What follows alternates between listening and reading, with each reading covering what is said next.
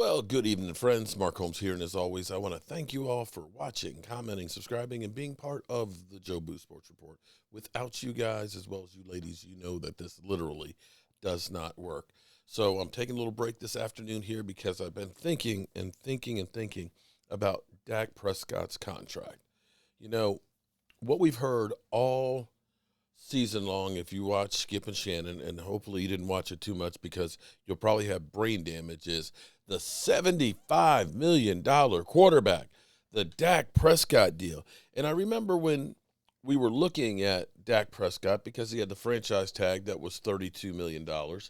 And then, of course, the franchise tag was going to go up to about $38 million. A lot of people said, screw Dak, don't pay him, franchise tag him and let him walk, we'll get somebody else. Well, you could have done that, and I'm just curious who the person would have been. I know some people would have said let him walk, and maybe we could have gone and got Matthew Stafford, and we would end up being in the Super Bowl like the Rams. Well, I have to say that the Rams have a better team overall than we do. When I look at a Cooper Cuff, I mean, that guy's a dog. That guy's a dog, and Jefferson, and that defense with Aaron Donald. I mean, you know how I've always wanted the big man in the middle. And then, of course, they have a great coach, Sean McVay, who understands strengths and weaknesses and doing, being a genius. I'm not sure that we have that with Kellen Moore and Mike McCarthy, and we still have, some issues. We made great strides last year. Our defense played tremendously better. We started taking away the football, but we still gave up big plays. We were better in the run game, but still we kind of got beat up. We are making progress, and I believe we're making progress, but now the problem is the Dallas Cowboys are broke-ass mother humpers. And as Stephen Jones said, we can't sign everybody. And thinking back to the Dak Prescott situation, where we've been told and hearing constantly, $75 million is what the Dak Prescott, $75 million. Man, he's overpaid. Well, true, he did get $75 million last year. He won't get $75 million this year because that was the signing bonus, the guaranteed money, and that's the way almost all contracts are in the NFL. You get a whole bunch of your money out front because they can prorate it and spread it out the length of the contract, which is very true. And the thing about the Cowboys, people said they should have done the contract sooner because they could have hid more money here or there. But I have to say, looking at the contract, the way it's structured with the voidable years and the new tools that they have, is this contract as bad as it seems? Here's what we look at. Let's take a look at quarterback compensation for next year, for example, okay? We're now going into the second year of this contract and, third year of this contract.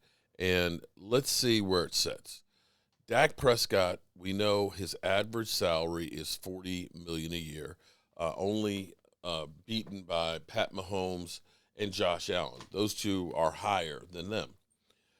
But that's average per year. Now, here's the thing about contracts. When you think about Troy Aikman, when he got his mega deal that was like $10 million and stuff like that, when the salary cap was $32 million, it was like, oh, my God, that's too much money for a quarterback.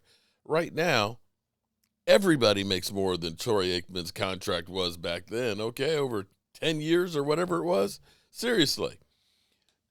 It's going to continue to go up, and there's a whole lot more money out there in the NFL than there used to be because of gambling. And, we have some questions now because of the Brian Flores situation where we're hearing about owners trying to get their coaches to tank. And, of course, Hugh Jackson hinted that as well in with the Browns. And if those two were doing it, I guarantee you there's some other ones that probably were out there doing the same thing as well with some of the draft picks. But be that as it may, let's take a look at next year at salary cap numbers. Here's right up here, the compensation cap numbers. Because, see, here's what you have to understand. There's the actual money that you spend, okay? That's actually what the cash spent is what you're actually paying them this year. The cap number is the number of what it's going to be minusing what you have on the cap because of your signing bonuses, your prorated stuff, if you're restructured and things like that. That's the difference here. The only number that really matters is the cap number. All of these owners are billionaires. All of these guys are making tons of money. It's not like if they pay a player a little more money that it's physically going to hurt them, that they're not going to be able to get, the 300-foot yacht. They're going to settle for a 250-foot yacht.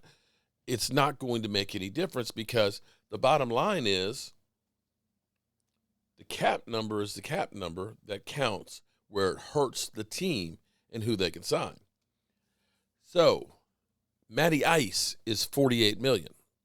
Aaron Rodgers is 46 at number 2. Kirk Cousins is 45. Deshaun Watson is 40. Ryan Tannehill is 38. Russell Wilson is 37. Pat Mahomes is 35. And then we follow up with Dak Prescott at 34. And I know what you're saying, but, still, that's too much money to be paying Dak Prescott. We should get somebody else. So, hypothetically, you say, I want Aaron Rodgers. Well, Aaron Rodgers is another $3 million more than what you're paying right now for Dak. And you would have to be able to trade him and possibly have to eat some of that contract. Some people say go get Aaron Rodgers. Well, Aaron Rodgers, that's another $12 million on your cap. And a team that's $21 million over the cap, that's money that you don't have.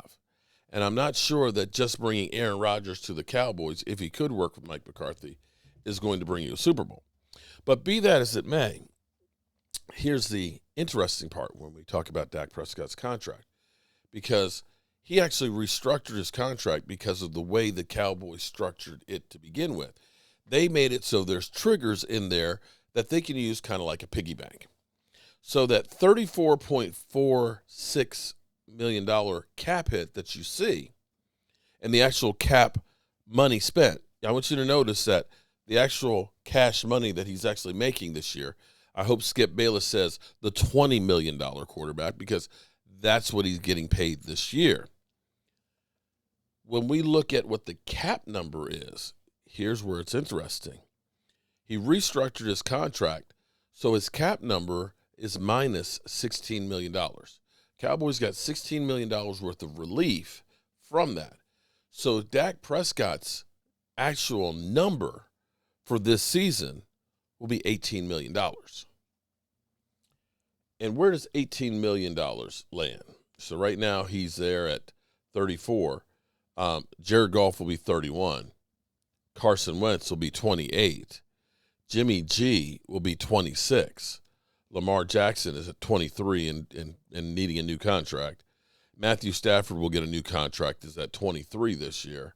Tom Brady, he's retired, so you can't count that one. That one's gone. But if he were to play, it would be 20. Derek Carr is 19 and probably going to be elsewhere.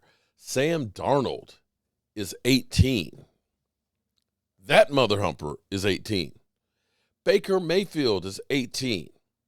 So Dak's cap number this year will be below Baker Mayfield's, who's due to get a new contract. It'll be less than Lamar Jackson's cap hit. It'll be less than Derek Carr's cap hit. So here's where you look at this and say the argument of we paid Dak too much. Dak Prescott is keeping us from being able to put a team on the field. Doesn't actually have merit. Let's look at the structure of the contract as it is right now. And this is where it is. Now, the caveat on this restructure is that $16 million that they saved will be prorated over the life of the contract. But since you have the voidable years, it's not going to be that big of a hit. So you went through the first year, even though he got $75 million that was pounded into your head, $75 million, they restructured it and took some cash out of that, and they dropped some of it into the voidable years, in which case you never eat it. So last year, he was only 8.2% of your cap. This year, he was scheduled to be 16.3. He'll be below 8% of the cap because the cap's going up. So when you look at this, and you look at how the Cowboys work this contract. This contract is a great contract for the Dallas Cowboys, as opposed to Zeke Elliott's, who's ridiculous. And one more thing. Let's take a look at the Dallas Cowboys while I'm still here.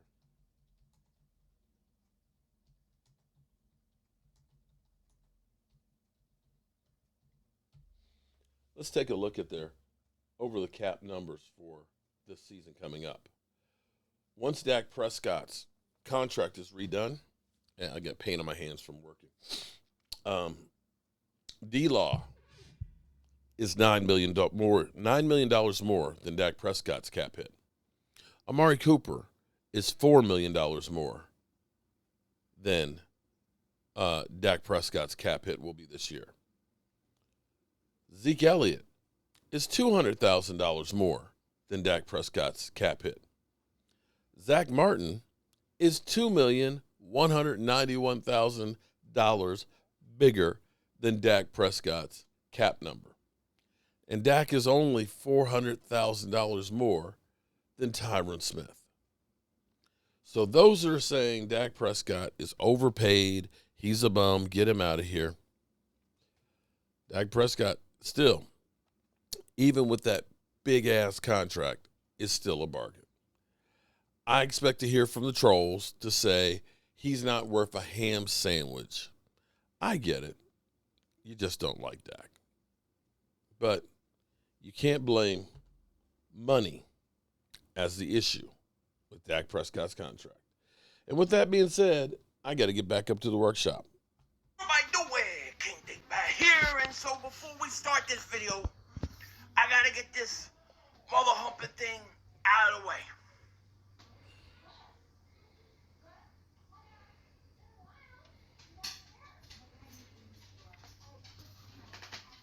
Mark Holmes is my daddy.